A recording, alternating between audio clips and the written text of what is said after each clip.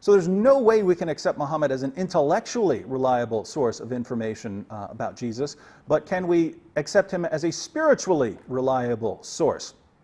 Well, Muhammad couldn't perform miracles. According to the Quran, his only miracle was the Quran itself. The Quran, you'll recall, is the book filled with 2nd through early 7th century fables, not quite what most people would consider miraculous. But the problem isn't just that Muhammad couldn't perform miracles, it's that there are all kinds of spiritual warning signs in Muhammad's life. We know from early Muslim records that when Muhammad began receiving revelations, his first impression was that he was possessed by some sort of poetry spirit or demon or jinn. In fact, he was so disturbed by this experience that he tried to hurl himself off a cliff. A few years later, he delivered what are now called the Satanic verses. So when he was delivering these verses to his followers, he initially revealed verses saying that Muslims could pray to 3 goddesses, Alat, Alusa, and Manat, and that these 3 goddesses, we called them cranes, exalted cranes, they would carry your prayers to Allah. But a little later, Muhammad told his followers that these verses, which he had delivered as part of Surah 53, weren't from God, they were from Satan. So Muhammad blamed Satan for tricking him into revealing these verses. So according to Muslim sources, at least on this occasion, Muhammad couldn't tell the difference between something coming from God through the angel Gabriel and something coming from Satan. It's also interesting to note that at one point late in life, Muhammad claimed to be the victim of a magic spell that gave him delusional thoughts and false beliefs. This is from multiple passages in Bukhari where someone got Muhammad's hairbrush and used it to cast a spell on him. Now, in a lot of what David has just said, he is actually depending not on the Quran alone, but on stories that circulated among Muslims, and they were collected in Muslim sources. They are otherwise respected sources among Muslims. They are main books of Muslim beliefs and history and commentary on the Quran. But that doesn't mean that all of that information is correct. So for example, when it says that the Prophet Muhammad, peace be upon him, thought that he was possessed and thought that he was going to, he should commit suicide. All of these are stories in other books apart from the Quran itself. So he has to say that all of this information is absolutely correct and this proves something. But even if we take it that one of the Old Testament prophets responded with fear and misapprehension and confusion when he is visited by a theophany, when he sees a sort of appearance from God or an angel, well, that's very normal. If it happened to the Prophet Muhammad, peace be upon him, that doesn't disprove the nature of his revelation. In fact, it proves the contrary, that he is trying to be careful not to become an agent for the devil. He wants to make sure that he's actually getting a revelation from God.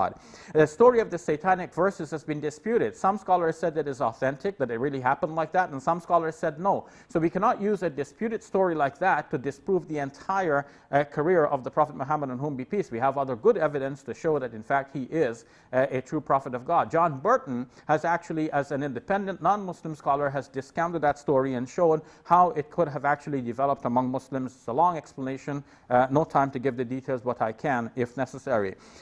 Similarly, the idea that the Prophet Muhammad, peace be upon him, was under a magic spell. That too is mentioned in some hadiths, but it does not mean that it actually happened in history. Many Muslims think that this actually did not in fact happen. And even if it did happen, does the Bible say that magic is impossible? So is David as a Christian saying that magic is impossible, it couldn't have happened? And if somebody happens to be under a magic spell for a period and then he comes out, as this story is saying about the Prophet Muhammad, peace be upon him. Now, obviously, during that period of the magic spell, we wouldn't rely on anything he said or did and hold him accountable. But what about the rest of his life? Are you going to discount a man just because he happened to be on a magic spell for a few days? Or even for a longer period than that?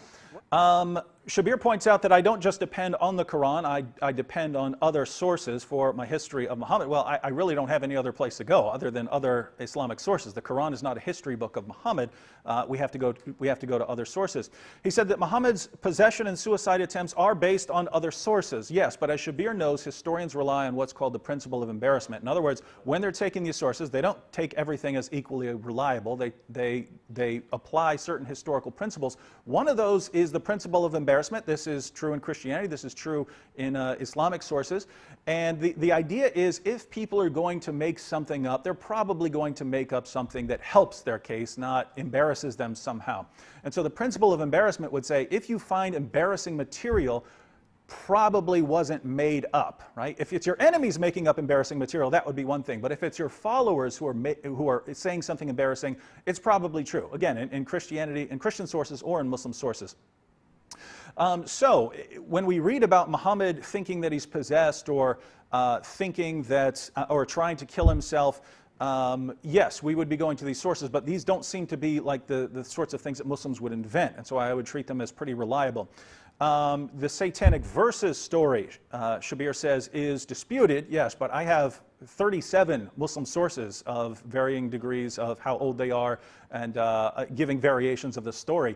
But that's a lot of sources, and applying the principle of embarrassment to that, we'd have to say that's not the sort of thing Muslims are going to make up. You're not going to be a Muslim one day and say, hey, I'm going to make up a story about Muhammad delivering revelations from the devil and not being able to tell the difference. The only explanation for this in the Muslim sources is that it's authentic. As for the magic spell, Shabir says it may not have happened, but am I saying that this automatically means that Muhammad can't be a prophet, can't be speaking the truth? No, I'm not saying that about Muhammad thinking he was possessed by some sort of poetry spirit, or that he's a false prophet because he tried to kill himself, or that he's a false prophet because of the Satanic verses, or that he's a false prophet because of the magic spell. I'm not saying he's a false prophet because of any of those. I'm saying if I'm trying to determine his reliability, his spiritual reliability, these are all factors that I have to take into consideration. I have to look at all of this and say, let me put this on the scales. Is this guy reliable? The criterion of embarrassment is not a foolproof criterion. Even in Christianity, scholars discuss this. There might have been reasons why Muslims invented the story of Zainab, maybe to prove the potency of the Prophet Muhammad, peace be upon him, for their own personal purposes later on, to justify their own behavior. Even the Satanic verses, according to John Burton, there is a very good reason why Muslims would have invented this as an explanation for some passages of the Quran. So altogether, we have that there is nothing really in what David has said. But Shabir, interestingly, said that this is the prophet similar to Deuteronomy 18:18. This will tie into the Satanic verses story, because let me go ahead and read chapter 18 in its chapter 18, verse 18 in its context. I will raise up a prophet from among their countrymen, so this is God. I will raise up a prophet from among their countrymen like you, and I will put my words in his mouth, and he shall speak to them all that I command him. It shall come about that whoever will not listen to my words, which he shall speak in my name, I myself will require it of him. But the prophet who speaks a word presumptuously in my name, which I have not commanded him to speak, or which he speaks in the name of other gods, that prophet shall die. So, he gives two criteria of a false prophet right there in the passage that Shabir quoted. Shabir appealed to Deuteronomy 18:18.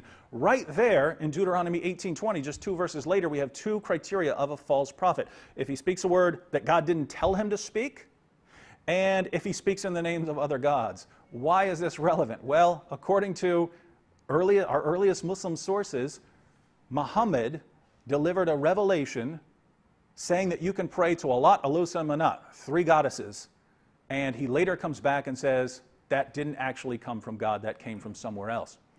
So, here's the point.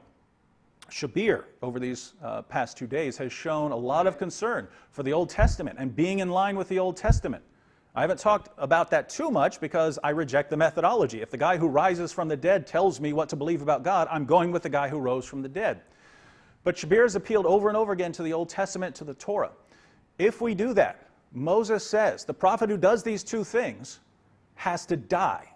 And what this means is, if Muhammad had delivered the Satanic verses, which he does according to Muslim sources, and it's not the sort of thing Muslims would invent, if Muhammad had done that during the time of Moses, Moses would have told the people to pick up stones and stone him to death as a false prophet. Fortunately for Muhammad, he wasn't in the time of Moses. He was among pagans where he could get away with that. But if we're talking about whether Muhammad is in line with the Torah, and the Torah says he would have been killed, probably not someone we can trust to talk about Jesus. Of course, that goes back to what I said before. David, you are relying on one particular story which may have been invented. According to John Burton, there's a perfectly good reason why Muslims would have invented that story. So why would you just simply go by the one version that would be critical of the Prophet Muhammad, peace be upon him, without seeing the entire set of proofs for the Prophet Muhammad as a prophet of God? All right, well, you asked why I would believe this story when there are perfectly good reasons to make this up, but you've only cited John Burton, and John Burton believes that pretty much all of Islamic history was invented as explanations for the Quran, and I don't take that seriously. I have a little bit more confidence than he does in the ability of Muslims to do history. As far as the good reason, there's no good reason. I mean, you can apply that and say, you know, in order to explain Surah 22, verse 52, that, you know, they needed some background. You could invent all kinds of stories. You could invent all kinds of stories. The idea that Muslims, in order to explain a verse of the Quran, would say, yeah, Muhammad had to deliver a revelation from the devil in praising three goddesses and saying we can pray to them, and then he has to come back and say the devil tricked me into doing that. It's just false. God, I mean, you don't need that as an explanation. So just the fact that it's in so many Muslim sources points to an authentic original.